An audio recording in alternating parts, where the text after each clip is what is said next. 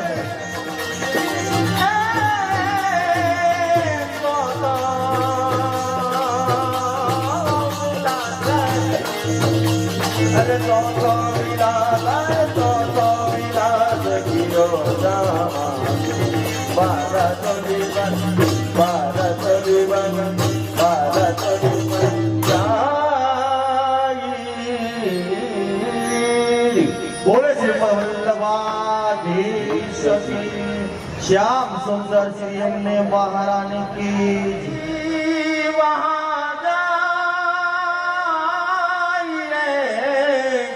हो अरे जहां वैसे बजना ये मही बेचंता ले ये पंथ रोका ओ ये पंथ रोका जय हो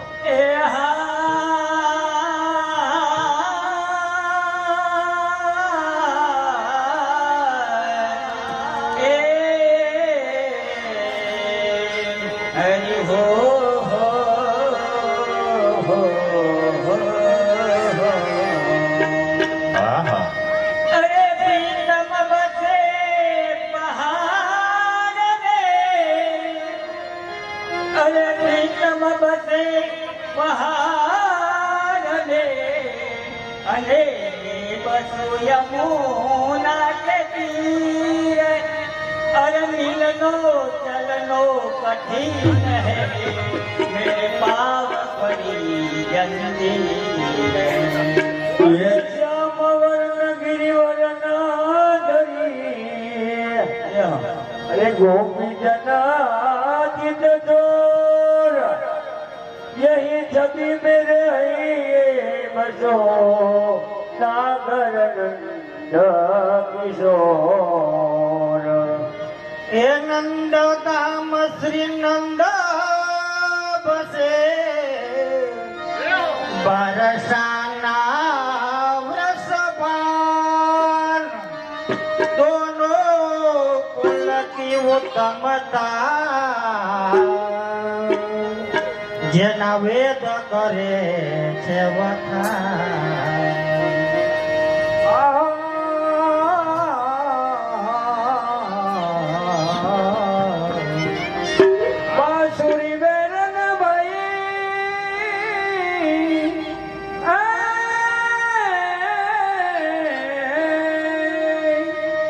बांसुरी बेरन भई काहे को दुख दे राधे तू बड़ी भागने अने कौन तपस्या के दिन लोग तो तारण से तो तुझ शरण में थे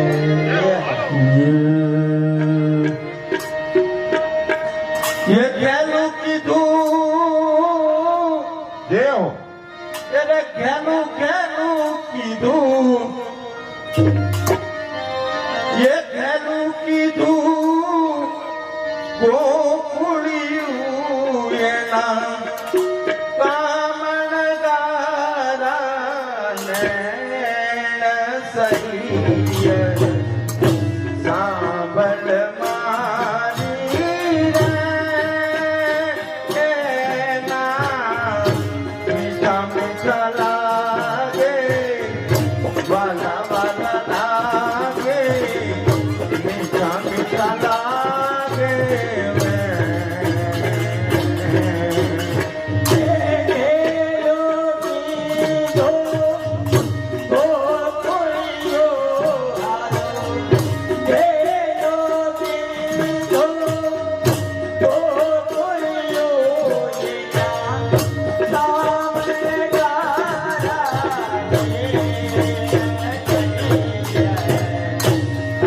હાલો વાલા વૈષ્ણવો રાસમાં રમવા માટે ઉભા થઈ જાઓ હાલો એક રાખજો માવા આપણા ભંડારે જે જે વેલેન્દ્ર છોકરી પહોંચી ગયા હાલો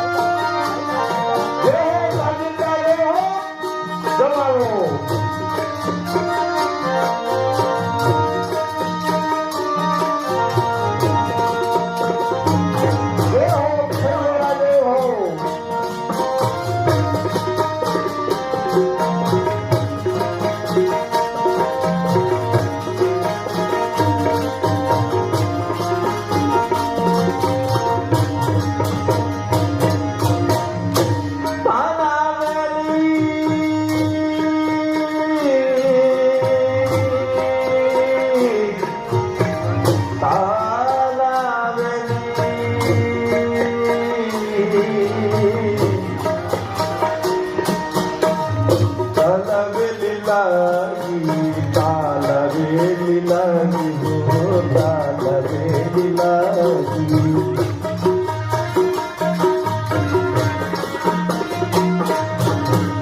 તાલવેલી લાગી કાન મારે વીરા વનહી જાય મુજ દે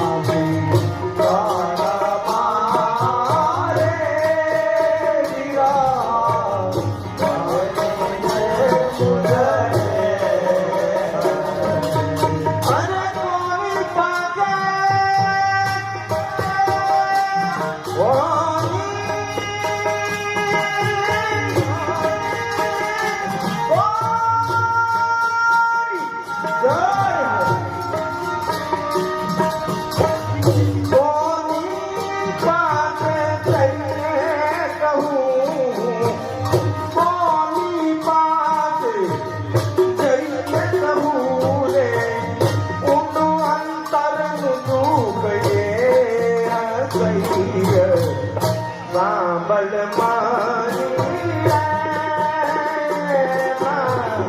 વાલા લાગે મીઠા મીઠા લાગે પ્યારા પ્યારા લાગે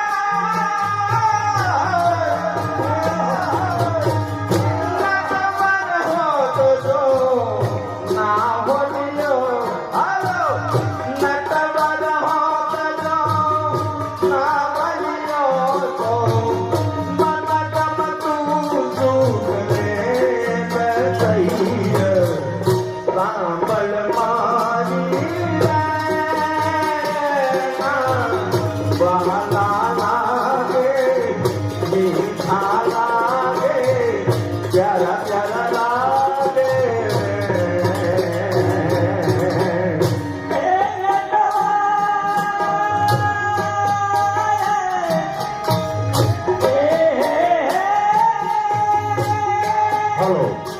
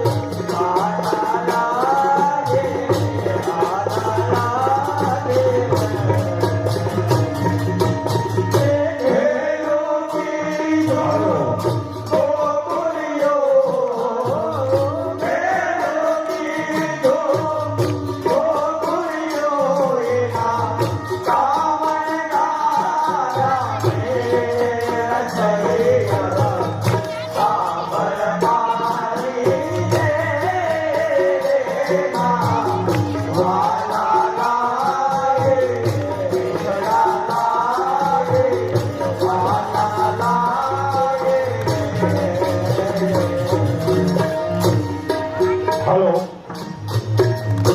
આજનો ચોથો વિલાસ ચોથા વિલાસની અંદર યમુના મહારાણીજીને આરતી ઉતારવા માટે આજના આપણા વૈષ્ણવ ભાઈઓ તથા બહેનો રાજમાં જોડતી જાઓ જે પણ વૈષ્ણવને ભેટ લખાવવાની હોય તો અમારે શ્રી વલ્લભ પુષ્ટિ હવેલી ભેટ કાઉન્ટર ઉપર આપની ભેટ લખાવી દેવાના વૈષ્ણવો હાલો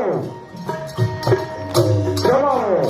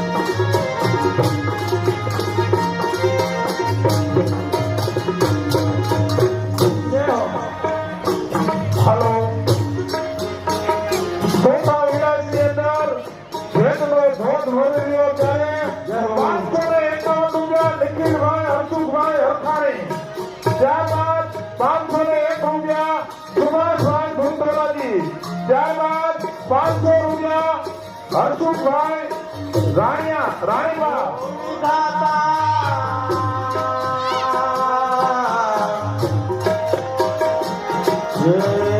ભોળી વિદાતા ભોળી વિદાતા ભોળી વિદાતા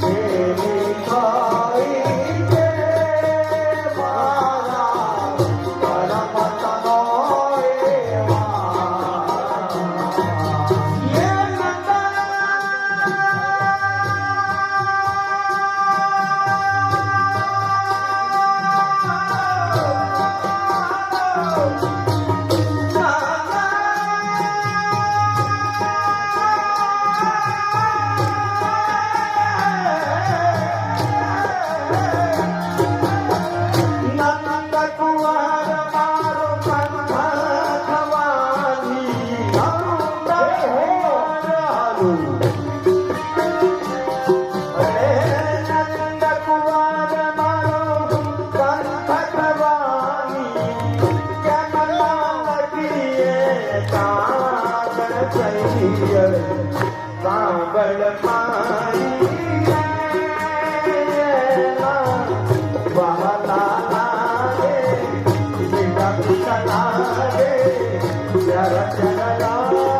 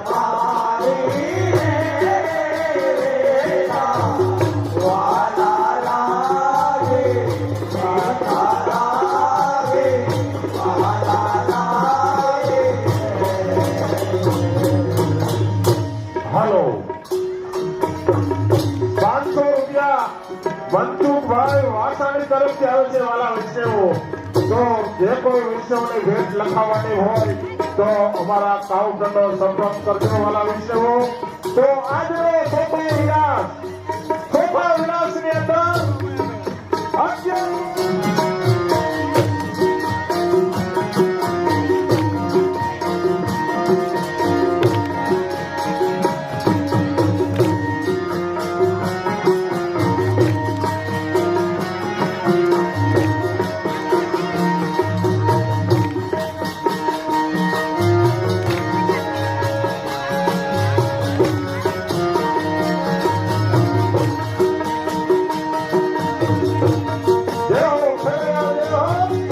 દબાવો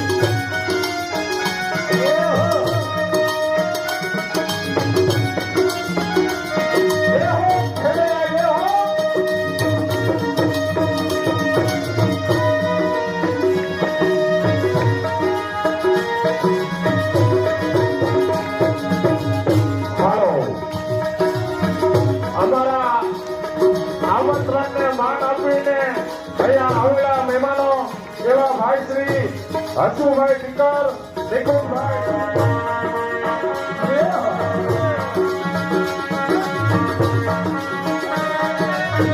હા વાલા હા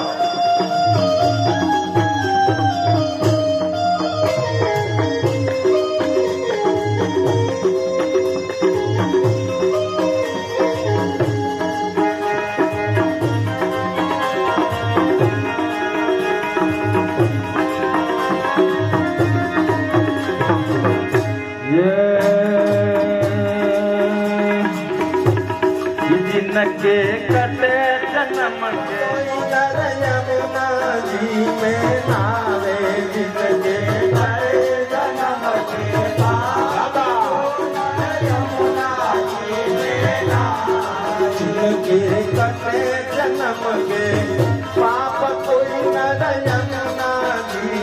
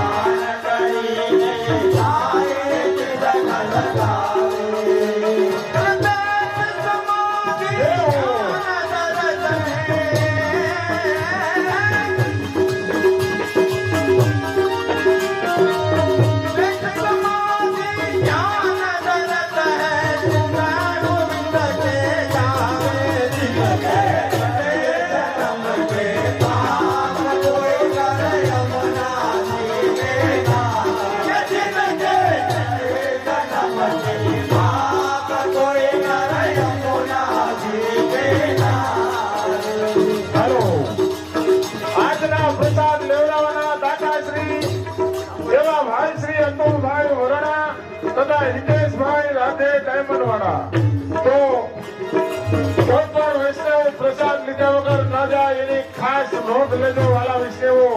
અને આજનો આવો વિલાસ આપણો હાલી રહ્યો છે અને આવું કીર્તન હાલી રહ્યું હોય અને આપણે પલકની વાળી બેઠા હોય તો એમાં હું મજા આવે. વાલા વૈષ્ણવ રાસ ખાલી થઈ ગયો.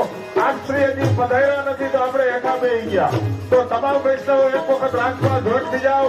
આ કીર્તનિયા ખેડ સુરતની આગળથી અહીંયા આપણે કીર્તન ગૌરવ આવી રહ્યા છે અને આપણે એકા બેહી જાય તો આપણે શરમ લાગે. હાલો પીપળોડા કરું ઉભા થઈ જાઓ.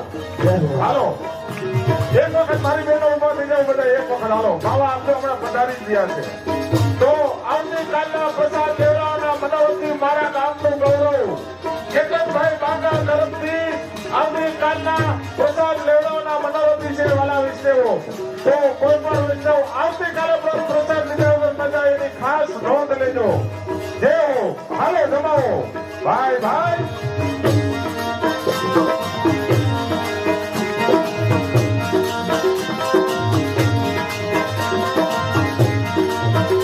સકડી રાજ કરી નાખો સકડી.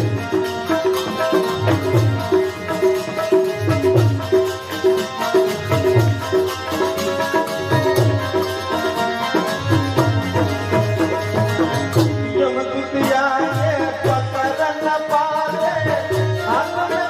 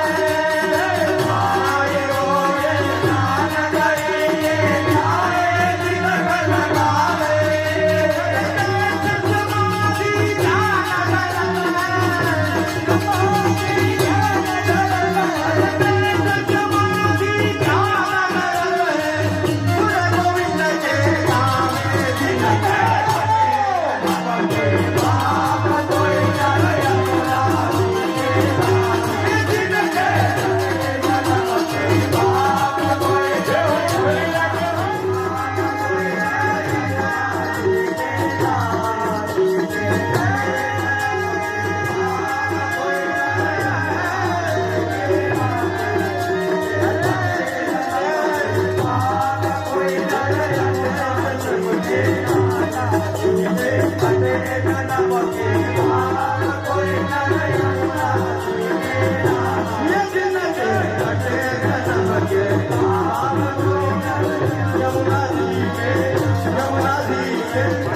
મળે. આપણા સૌ એક સંપ્રદાયના માણસો હોય, આપણા ઘરના અને પરિવારના જ લોકો અહીંયા હોય. અને વિશેષ કે તમે ત્યાં પૈસા દઈને જાઓ તો પણ ત્યાં શ્યોરિટી નથી કે ત્યાં ફેમિલી કલ્ચર મળે કે ન મળે. આપ સમજો છો ને વાતને? કારણ કે આ યુગની અંદર આપણને ફેમિલી કલ્ચર મળવું ખૂબ મુશ્કેલ થઈ ગયું છે. અત્યારે માણસ ચંદ્રયાન સુધી પહોંચી શક્યો છે, પણ આજુબાજુમાં રહેતા આપણા નજીકના લોકોના હૃદય સુધી નથી પહોંચી શક્યો. જમાનો બહુ ફાસ્ટ છે, એટલો બધો સમય સ્પીડી છે એની વાત ન કરજો. આપણું મગજ ને આપણા વિચારો દોડે એની કરતા પણ સમય વધારે દોડતો હોય છે. પરંતુ એવા સમયની અંદર આપણે આવા આયોજન કરતા હોય અને એમાં આપ સૌ પધારતા હોય. આપ સૌ બધા જાણો છો કે આપણે જે અહીંયા આનંદ આવે ને એવું બહાર બીજે કઈ આવે નહીં. શું કામ? કારણ કે અહીંયા એક પારિવારિક ભાઈ બાપુ આ બાઉન સામે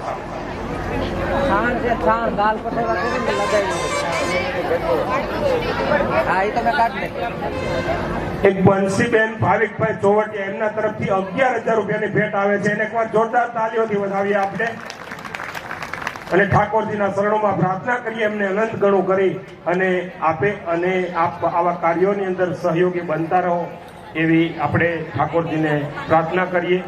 તો હું વાત કરતો હતો ફેમિલી કલ્ચરની કે આપણે સુરતથી અહીંયા 15 કિલોમીટર દૂર આવીને વસ્યા છીએ. બધા નવા એરિયાની અંદર વસવાટ કરી રહ્યા છીએ.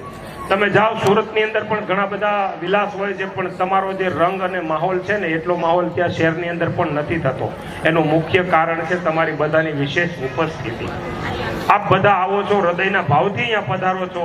અહીંયા સરસ મજાની સંગીત ટીમ પણ આપણને સુરાવલી સાથે અને સુમધુર રીતે આપણને રાસ સંભળાવી રહ્યા છે અને આપણને રાસ લેવાની મજા આવે, તાન ચડે એવું કાર્યક્રમ કરે છે. એટલે એકવાર આપણે આ સમગ્ર સાજિંદા ટીમ અને સંગીત ટીમને પણ તાલીઓથી આપણે વધાવીએ. અને બીજું કે આપ સૌ આજે ચોથો દિવસ છે, પણ હવે પછીથી આપણા આજુબાજુ આપણા સગા સંબંધીઓ આ બાજુ વિસ્તારની અંદર રહેતા હોય, નજીકમાં રહેતા હોય તો બધા આપ જાણ કરશો કે અહીંયા અમારે ત્યાં નવવિલાસ પર્વનું આયોજન થાય છે. અને જેવી રીતે તમે રમઝટની અંદર મજા માણો છો એની કરતા પણ વધારે સારો અહીંયા કાર્યક્રમ થતો હોય છે. અને એ ઉપરાંત બીજા 3 તમને અહીંયા ફાયદા બતાવું કે રમઝટની અંદર એ 3 વસ્તુ નથી હોતી. એમાંથી પેલું કે રમઝટમાં તમને ફ્રીમાં એન્ટ્રી નથી મળતી. અમે રાઈટ કે સાચું કે ખોટું? કોઈ પણ રમઝટની અંદર તમે જાઓ એટલે 100, 200, 500 કોઈ પણ પ્રકારનો ચાર્જીસ હોય છે. આપણે અહીંયા નથી હોતો. પહેલો ફાયદો થયો. બીજું કે રમઝટની અંદર નાસ્તાની વ્યવસ્થા નથી હોતી. હોય છે? આ બીજો ફાયદો. અને ત્રીજું કે રમઝટની અંદર સામાન્ય લોકો કે જે દિલને હૃદયના ભાવથી રમતા હોય ને એના માટે કોઈ ઇનામની વ્યવસ્થા નથી હોતી. અમે રમઝટના પણ પ્રોગ્રામ કરેલા છે. એટલે અમે પણ એવું વિચારીએ છીએ કે આવા આયોજન થાય અને આપણું ફેમિલી છે ને, આપણું પરિવાર છે ને, એ જોડાયેલું રહે ને તો આપણી સામે કોઈની આંખ ઊંચી કરવાની તાકાત નથી. આપ સૌ જાણતા હશો કે કોઈ હાથી જેવો પ્રાણી બેઠો હોય તો એને આપણે કાકરી મારીને ચાળો કરવાનો પ્રયાસ કરીશું, પણ મધમાખીનું પોડું હોય એને ક્યારે કાકરી મારવાનું સાહસ કોઈ કરશું? આપણે કરીએ કે નહીં કરીએ? કોઈને બી ભૂલથી પણ એમ થાય કે આ મધમાખીનું પોડું છે, આને હું ઉપાડીને કાકરી મારું, એવું શું કામ નથી થતું? કારણ કે એનામાં સંગઠનની શક્તિ છે, એનામાં તાકાત છે. તમે ખાલી એક ભૂલથી જો કાકરી મારી હોય ને તો આખું ટોળું વસૂટી પડે અને તમને હોજવાડી દે. બાકી હાથી મોટો કે મધમાખી મોટી? મધમાખી મોટી.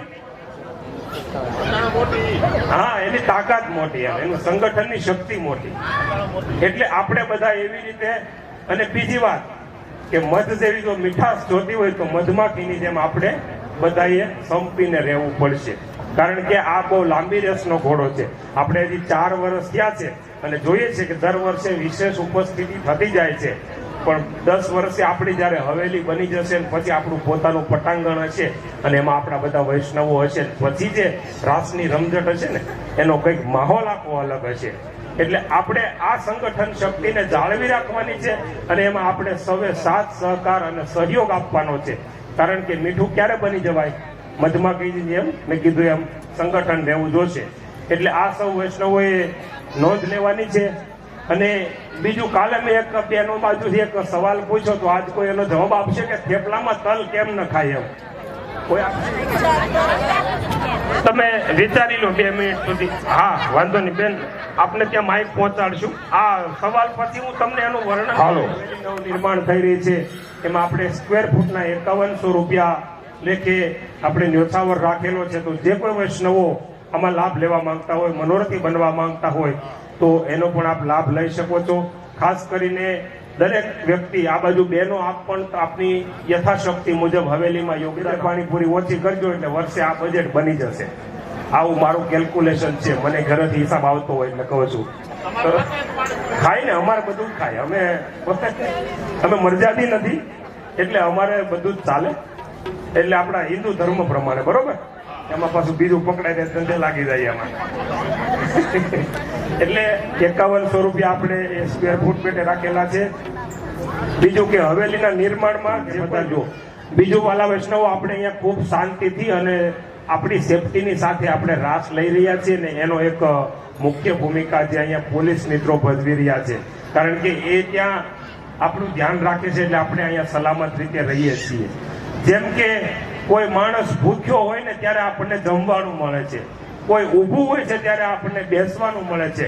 અને દેશના સરહદના સીમાડાના સૈનિકો જે જાગે છે ને ત્યારે આપણે આપણા ઘરની અંદર શાંતિથી સૂઈ શકીએ છીએ.